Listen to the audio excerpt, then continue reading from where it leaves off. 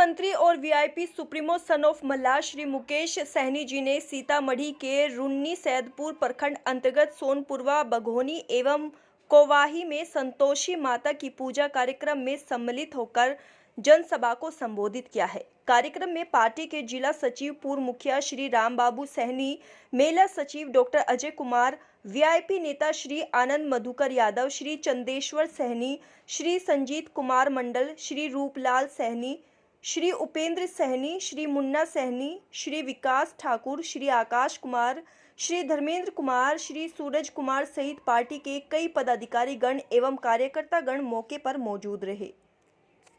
ये 70 नहीं, ये 25 वाला जोश है। शायद आज हमें लगता है कि बिहार में बहुत कम ऐसे नौजवान होंगे जो 25 साल की उम्र में इनके जैसे सोच रखते होंगे। तो विशेष तौर पे आपको धन्यवाद देता हूं और तमाम हमारे वीआईपी पार्टी के सभी नेतागण, पूजा समिति के सभी सदस्यगण, इस सभा में उपस्थित बड़े संख्या में नौजवान साथी, माता बहन, सम्मानित गार्जियन और जो कलश यात्रा में बहन बेटी सब आप लोग आए, आप सभी को शुभकामना और बहुत बहुत धन्यवाद। माँ संतोषी का कृपा आप लोगों पे सदा बरकरार रहे।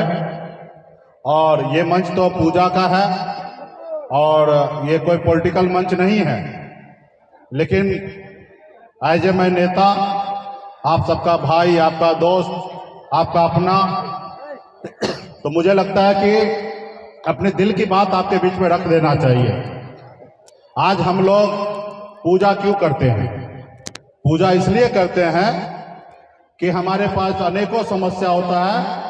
माँ संतोषी से कृपया पूजा करते हैं कि हमारे समस्या का हल हो, हमारे आसपास में कल्याण हो, हमारे लोग दुख तकलीफ में ना हो। इसके लिए हम लोग पूजा करते हैं। जितना पूजा पे हम लोग ध्यान रखते हैं, जितने मन शांत करके पूजा करते हैं, उतना ही मन लगाना है अपने बच्चे को पढ़ाने लिखाने में। आप माता का आशीर्वाद तो लीजिए, उनका कृपा आपके पास रहना चाहिए, लेकिन आपका कृपा जो है आपके बच्चे पे होना चाहिए। आपका कृपा मतलब आप अपने बच्चे को, माँ बाप संसार आप ही हैं, और आप अपने बच्चे को इस संसार में सर उठा के जीना सिखा सकते हैं या सर झुका के से चलना सिखा सकते हैं। ये सिर्फ आपके हाथ में है। ये माता रानी नहीं आएंगे, ये आपको काम करना है। एक बच्चे की जिंदगी में उनका माँ बाप ही उनका भगवान होता है, और आप अगर उनका भगवान है तो आप अपना अच्छा कर्तव्य कीजिए कि अपने बच्चे को पढ़ा लिखा के काबिल बनाइए। आज हम लोग पूरे बिहार ही नहीं, पूरे हिंदुस्तान में आज भी गरीब, पिछड़ा, अति पिछड़ा, दलित ऐसे समाज में लोग हैं जो आज के समय में आधि मानव के जैसे जिंदगी जी रहे हैं। मानव के जैसे नहीं, मानव के जैसे तो वो जिंदगी जी रहे हैं कि अगर मुंबई जाना है तो पटना एयरपोर्ट पे जाएंगे या 2 घंटे में मुंबई पहुंच जाएंगे। लेकिन जिसके पास प्लेन में चढ़ने का पैसा नहीं हो तो वो ट्रेन का धक्का खा के और 48 घंटे में बम्बई पहुंचेंगे।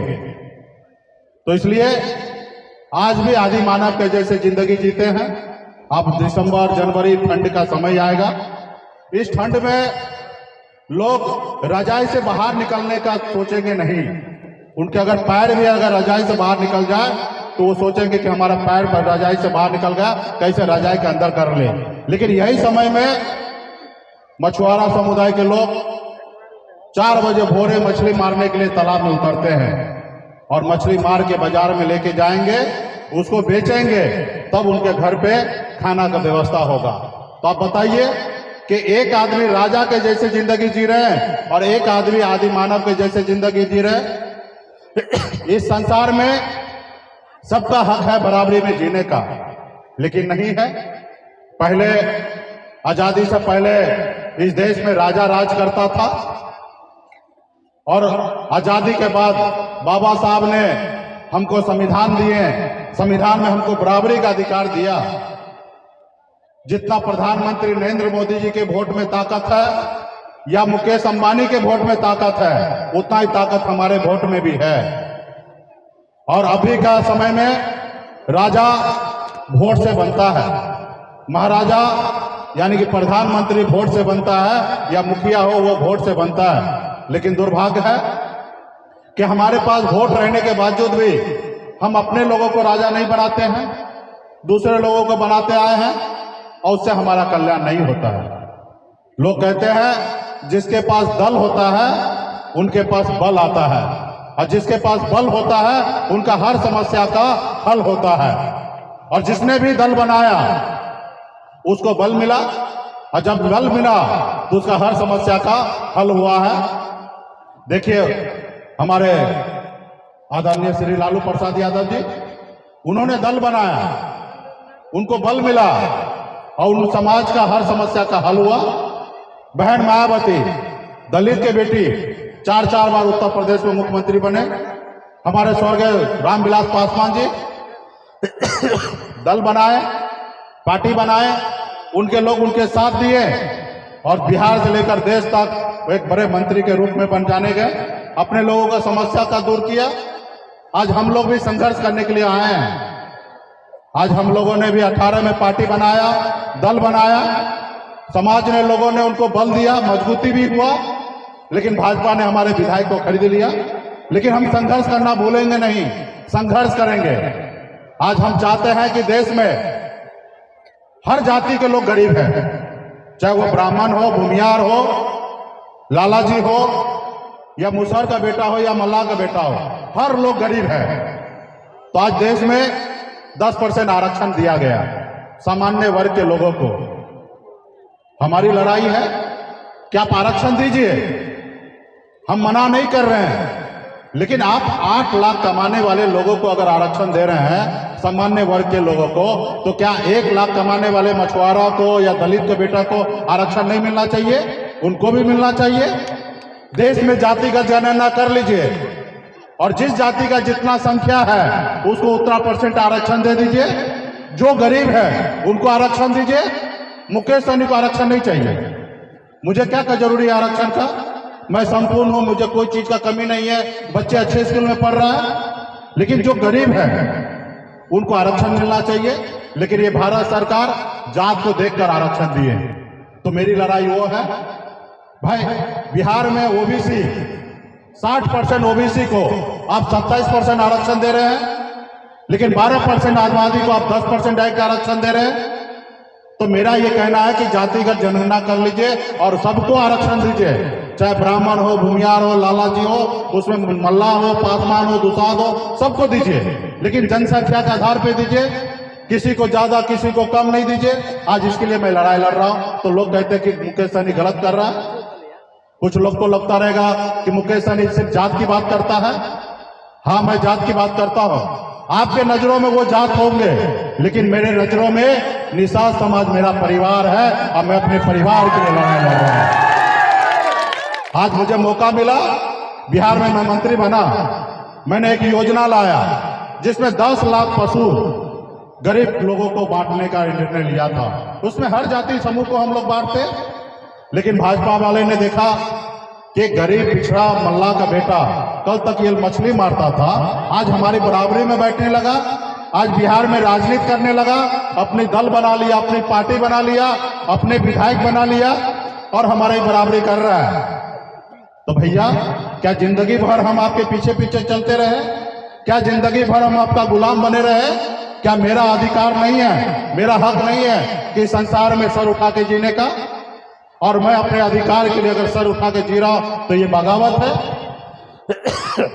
इसलिए उन्होंने हमारे पार्टी को, विधायक को खरीद लिया। तो इसलिए साथियों, आज मैं संघर्ष करने वाला व्यक्ति हूं। मैं गरीब मछुआरा परिवार में जन्म लिया, 900 रुपया महीने पे नौकरी करता था, 30 रुपया रोज पे मजदूरी करता था, लेकिन आप लोगों का आशीर्वाद से एक समय आया कि मुंबई जैसे शहर में अपने झंडा को बुलंद कर दिया। आज मैं बिहार आया हूं।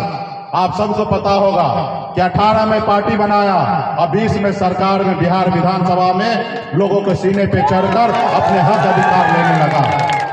2020 में आपको पता है भाजपा के पास 74 को विधायक हुआ, लेकिन मेरे पास 4 ही था, लेकिन 74 से कम नहीं था। अगर मैं नहीं चाहता, समर्थन नहीं देता, तो बिहार का मुख्यमंत्री नीतीश कुमार शपथ नहीं लेते और बिहार का मुख्यमंत्री नहीं होता। आज ये ताकत हमारे पास था। हमने उनको मुख्यमंत्री बनाया। हमारे पास भी ऑप्शन था कि गलत करने का, दूसरे पार्टी को समर्थन देके और दूसरे के साथ सरकार बनाने का, खुद डिप्टी सीएम बन जाते और हमारे चारों विधायक को मंत्री बना देते। लेकिन हम निषाद मल्ला का बेटा है, एकलव्य के वंशज है, अमर शहीद जुब्बा साहनी के वंशज है। हम कभी किसी से गलत नहीं करते और कभी किसी के पीठ पे खंजर नहीं भोंकते। जरूरी पड़ा तो किसी के सीने पे हम खंजर उतारने का हैसियत रखते हैं, लेकिन कभी किसी के पीठ में खंजर भोंकने का काम नहीं करते। हमने नहीं किया, लेकिन उन लोगों ने हमारे साथ क्या किया, हमारे पार्टी को, विधायक को तोड़ दिया। तो आज हम संघर्ष करने के लिए उतरे हैं और जितने भी हमारे पार्टी के लोग हैं, साथी हैं, शुभचिंतक हैं, आप सबसे कहेंगे कि इस देश में अपने हक अधिकार के लिए लड़िए। अपने हक अधिकार के लिए लड़िएगा नहीं, तब तक आपको कुछ नहीं मिलने वाला है साथियों। जब बच्चा को भूख लगता है ना, जब रोता नहीं है ना, तो उसकी माँ भी उनको दूध नहीं पिलाते हैं। हम इंसान हैं। भला ऐसे लोग, जो लोग हमें गुलाम बना के रखना चाहता, वो आपको अधिकार कहाँ देगा। अगर आपको अपना अधिकार चाहिए तो आपके हक अधिकार के लिए संघर्ष करना पड़ेगा और लड़ाई लड़ना पड़ेगा। और आपके पास अपना औजार होना चाहिए। औजार मतलब, हथियार मतलब क्या, बुद्धि का हथियार। इसलिए बच्चे को पढ़ाइए लिखाइए, और यही जो पढ़ा लिखा होगा उसके पास बुद्धि का अधिकार होगा, हथियार होगा, और वो अपना अधिकार ले लेगा। जैसे सन ऑफ मल्ला आज लड़ाई लड़कर ले रहा है। आज मैं आप ही में से, बीच में से हूं, और बहुत कम समय में 18 में पार्टी बनाया, 2 साल में हमने अधिकार ले लिया। लेकिन दुश्मन बहुत बड़ा है, चालाक है, उसने विधायक खरीद लिया। 4 था इसलिए बिक गया। कल 40 होगा, जब 100 होगा तो कोई बिकेगा नहीं। तो इसलिए हम लोग संघर्ष के लिए आए हैं। और आप सभी को पुनः मेला समिति को धन्यवाद देता हूं। यहाँ पे जितने भी मां संतोषी का भक्त यहाँ पे आए, आप सभी को शुभकामना देता हूं कि पूजा पाठ के साथ साथ अपने बच्चे को पढ़ाइए लिखाइए, काबिल बनाइए। आप कितना भी पूजा कर लीजिए, आपका बेटा अगर पढ़ा लिखा नहीं है तो वो एसडीओ और डॉक्टर नहीं बनेगा। आप पूजा भी कीजिए, लेकिन बच्चे को पढ़ाइएगा लिखाइएगा तो एसडीओ भी बनेगा, डॉक्टर भी बनेगा, और कलेक्टर भी बनेगा, और एसपी भी बनेगा।